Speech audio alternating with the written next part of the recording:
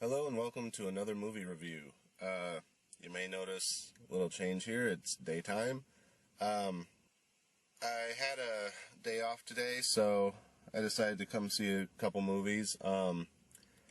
Mainly because my theater actually got Epic back in. I know I said in a previous video that we had dropped it, but that was because some new movies had opened and they needed the theater space. And after a week went by or so and we didn't need all the theater space anymore, we got Epic back for a little while. Unfortunately, it only plays at 11 a.m. right now. So, if I want to see it, I gotta come up this morning and see it. So, that's what I did. Like I said, I did watch it before, but I dozed off during part of it, so I wanted to rewatch it and see if I might enjoy the film more, having seen the parts that I missed. Really, I didn't miss a whole lot. It was basically the characters bonding and getting to know each other. Really didn't add a whole lot more to the story at all. Didn't make me enjoy it anymore. Didn't make me enjoy it any less. Had I stayed awake through the whole thing, I probably would have enjoyed it about the same as I did the first time I watched it. So anyway, the girl goes to live with her father. It's never really clear if her mother passed away or what happened, but her parents were divorced. She was living with her mother. Now she's coming to live with her father. It's kind of hinted at that the mother died, but they never really just come out and say, she passed. Just kind of a given that she's gone and never coming back, I guess. So the girl comes to live with her father, and she hasn't seen him in forever, so she really doesn't know him that well. Last time she saw him was when she was a kid. She's like 16, 17. Or actually, I think she's 18 in this, just turning 18. And I guess last time she saw him was around the time she was 5 or so, because they have a picture of them together. So she goes to live with him, and since he's kind of lived by himself all these years, he's been putting himself into his research, which is he believes there's this group of tiny people that live in the forest, which you later find out is actually the reason the mother left him, was because he was obsessed with it, and she just couldn't put up with him being so tied up into his work anymore, so she left. And he always figured if he could actually prove it and show her that she would come back. So he kept working at it, and after all these years, he still hasn't proven it. He finds all these little artifacts, like their helmets and stuff like that, little saddles, things, but never enough to actually prove their existence. So the daughter decides that it's not working out, she's an adult, she's just going to leave and be on her own. So she leaves a note taped to one of his monitors, and it basically says that she's going to go be on her own. So as she's leaving, the dog gets out, I think, and she goes to find the dog and get him back in the house before she leaves. And that's when she runs into the little people, which, in the world of the little people, there's the Leafmen, who are the good guys, and then there's the, I forget what the bad guys are called, but there's another group of bad people. And the whole point of the little people's realm right now is that the queen has to pick a successor, because she can only do it like once every 1,000 years or something, or 100 years, something like that. So as she's picking her successor, which she has to pick this little pod, which will later pass her power on to another person.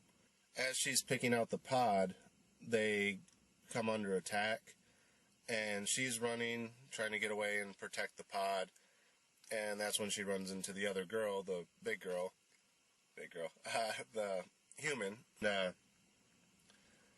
She passes the pod to her, which causes the girl to shrink, and then the Leafmen are taking the girl to safety to protect the pod. And then that's basically kind of where I dozed off originally, and basically the next few minutes is them bonding. There's one rebel Leafman who kind of quits being a Leafman at one point, but they bring him back in. After the queen dies, he agrees to come back and help out. He has a crush on the human girl kind of has a crush on him, so that whole 20 minutes is them bonding. And you have the head soldier of the Leafmen, who's basically is the rebel Leafman's kind of uncle, I guess. He's not really related to him, but he was a friend of his father's, and when his father died, he agreed to look after the kid and raise him. He's kind of like an uncle.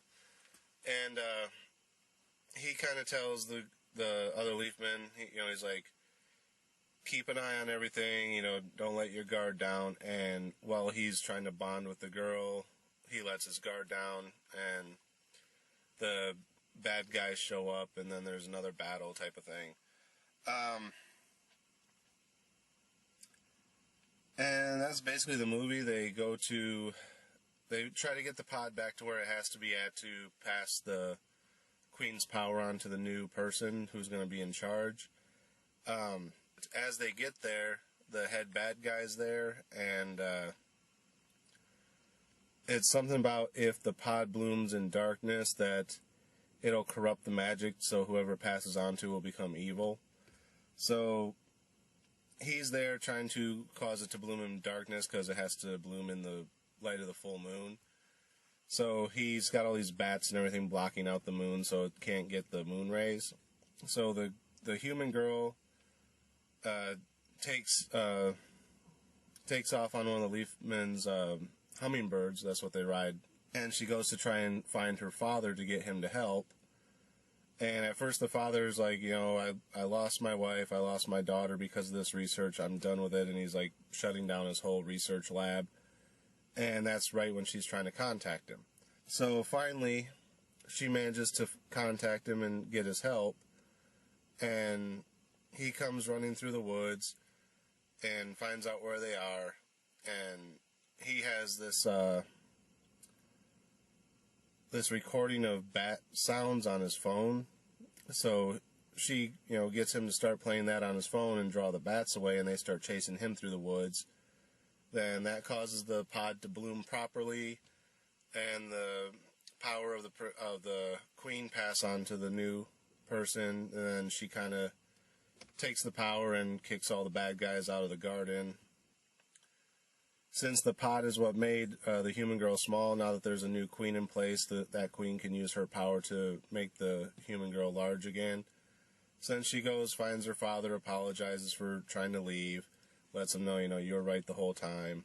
And then they kind of live happily ever after, and they develop this relationship with the Leafmen, which he doesn't go public with it. It's kind of like, you keep our secret, and, you can be part of us and observe what we do and everything. So they make peace that way, and that's basically the end of the movie. Like I said, the part that I missed was basically just the boy and the girl bonding with each other and falling in love, I guess, which I don't know how they can really be together now that she's back to full size and he's still small. So whatever.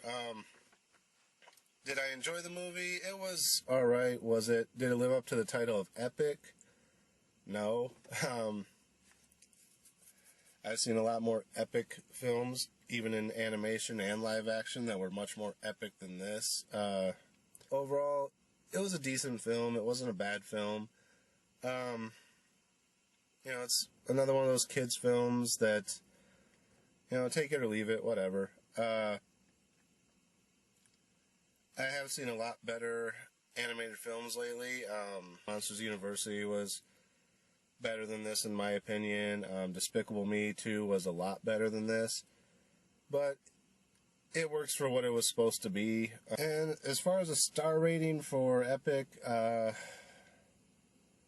going to give it about a 2.5, I guess. Like I said, I've seen better animated movies, and